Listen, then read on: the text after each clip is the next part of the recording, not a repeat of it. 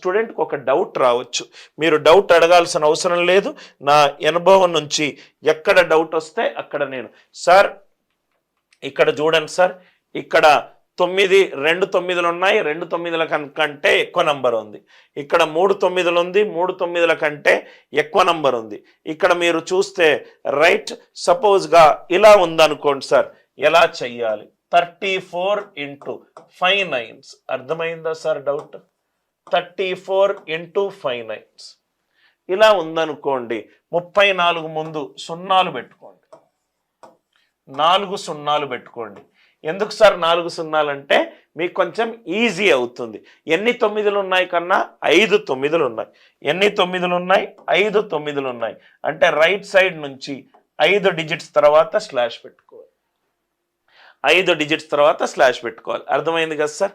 So 0 ఉంది కాబట్టి 1, 34 - 1 33, 9 - 0 9 - 0, 9 - 0 9 - 3 6, 10 - 4 6.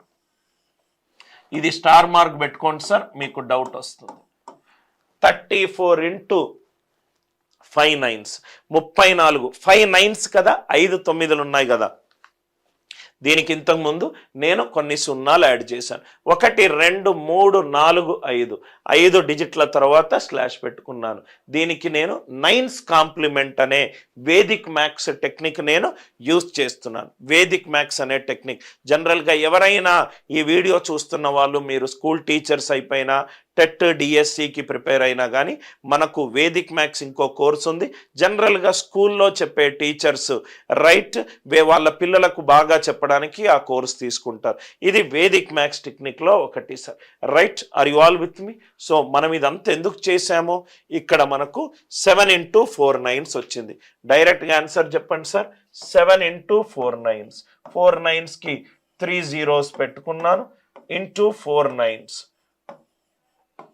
అంటే ఇంకో 0 పెట్టుకుంటే యాడ్ చేస్తే 1 7 - 1 6, 9 - 0 9 - 0 9 - 0 10 - 7 3, 10 - 7 3. లాజిక్ అర్థమైంది కదా sir? Question to answer approach కాదు, క్వశ్చన్ టు కాన్సెప్ట్ అప్రోచ్. ఈ క్వశ్చన్ని మీరు దాంట్లో దాగున్న ప్రతి ఒక్క కాన్సెప్ట్ని నేను ఎక్స్ప్లెయిన్ చేస్తాను.